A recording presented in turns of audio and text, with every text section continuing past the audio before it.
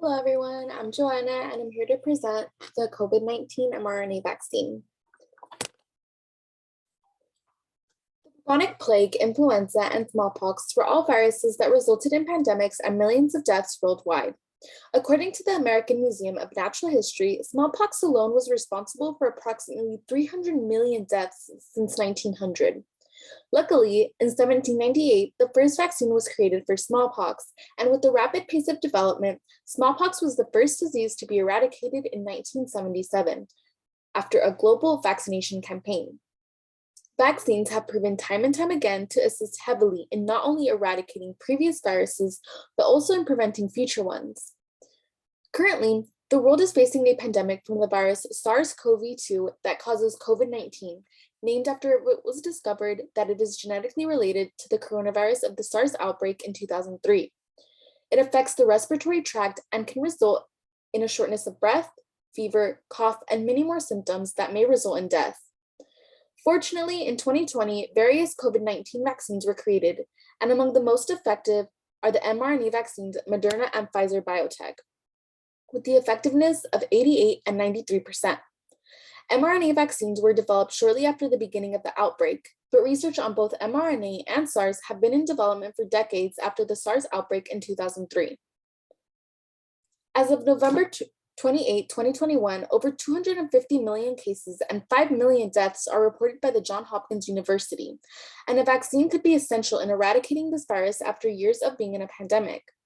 Not only can this vaccine prevent someone from acquiring COVID-19, but the development of this mRNA vaccine can assist in preventing future viruses and how to eradicate possible deadly diseases.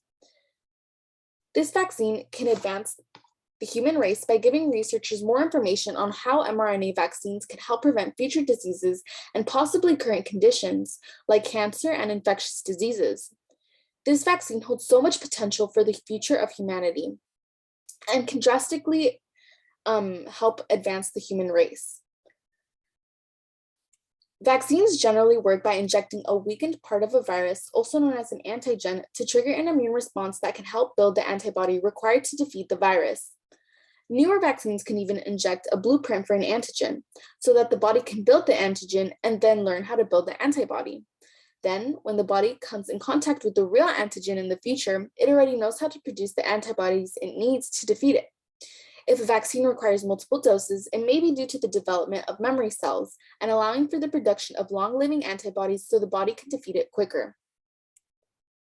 mRNA vaccines, like Moderna and Pfizer BioNTech, work a little differently compared to general vaccines. mRNA vaccines incorporate the mRNA of key spike proteins on the surface of the virus created in a lab and teach our cells how to make that spike protein, which triggers an immune response that produces antibodies. mRNA vaccines do not affect the DNA and never enter the nucleus where our DNA is stored. The mRNA COVID-19 vaccines, Moderna and Pfizer BioNTech, work specifically by first being injected into the upper arm muscle, where the mRNA enters the muscle cell and teaches the body cells to create the spike protein that is found on the surface of SARS-CoV-2. Our cells can then break down the mRNA and remove it, and display the spike protein piece on their surface. The immune system is then triggered to produce antibodies as a response to the foreign spike protein, believing there is infection. Finally, our bodies have learned how to protect themselves from possible future exposure to the virus and know how to produce the antibodies required to defeat the virus that causes COVID-19. The vaccination process for COVID-19 also requires a second dose to reinforce the strength of immunity, and a booster is even offered 6 months later. Herd immunity is an important part of the vaccination process in a population and is ultimately what will lead to eradicating viruses. The United States National Center for Biotechnology Information defines herd immunity as, quote, the indirect protection from infection conferred to susceptible individuals when a sufficiently large proportion of immune individuals exist in a population, end quote. When someone gets vaccinated, they are protecting themselves and helping protect others from the virus. Yet, to effectively protect those who cannot receive a vaccine, a large majority of the population must get vaccinated. Some of the population cannot safely get vaccinated, like those who are immune deficient, allergic, and children. This group of people can still be protected from a virus if a majority of the population gets the vaccine, because the pathogen will have a difficult time circulating if most people are immune. To determine the threshold of people immune to the virus necessary, it is important to know the R naught, which the National Center for Biotechnology Information explains as, quote, the average number of secondary infections caused by a single infectious individual introduced into a completely susceptible population, end quote. For example, it is estimated that COVID-19 is at R naught 3, meaning that one infected person will infect 3 others during this period. This means that the threshold for herd immunity in regards to COVID-19 is at an estimated 67%, according to the National Center for Biotechnology Information. This process of herd immunity and passing its threshold protects those who cannot get vaccinated and is one of the last steps to eradicating viruses and COVID-19. As previously mentioned, Moderna and Pfizer, both mRNA COVID-19 vaccines, require 2 doses within a 3 or 4 week interval. It is administered through the upper arm to puncture the muscle and currently approved for those 5 years or older in the United States. It is reported that Moderna's effectiveness is 93% and Pfizer BioNTech's effectiveness is 88%, according to the Centers for Disease Control and Prevention. This vaccine is fully effective 2 weeks after the second dose is administered. Because this is a vaccine that helps build protection, some side effects may occur after the first or second dose.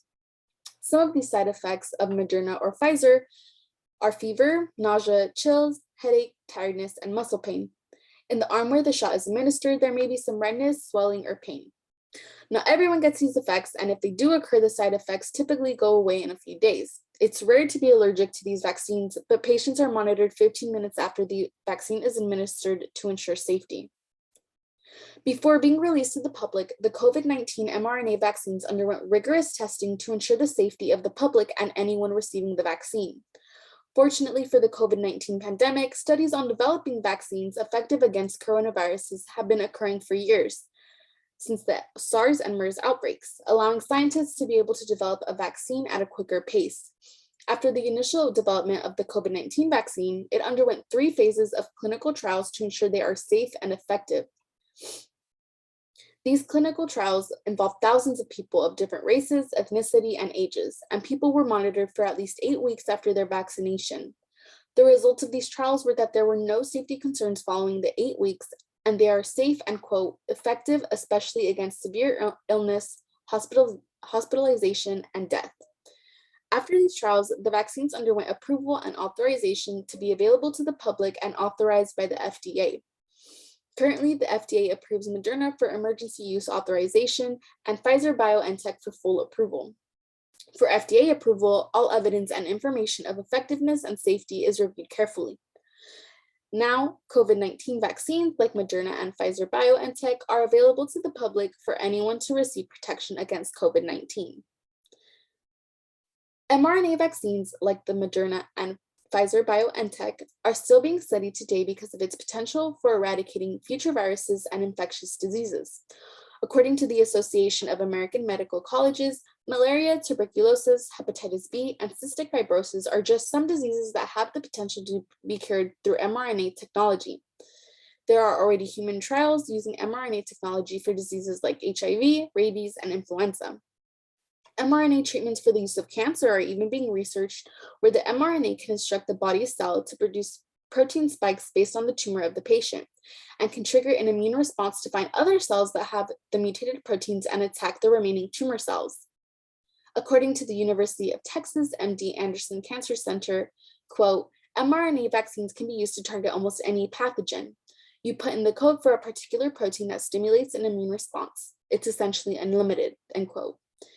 The potential for mRNA technology in regards to diseases and illness is great and leaves the future for harsh diseases like cancer open to many possibilities.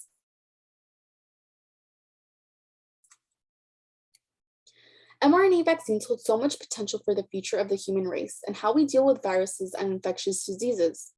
The current COVID-19 mRNA vaccines give the scientists an opportunity to further explore the potential of mRNA technology and how it can be used in the future against various diseases. These COVID-19 vaccines are a great stepping stone on the development of this technology and hopefully how we can end the COVID-19 pandemic soon. These are some of the references I used.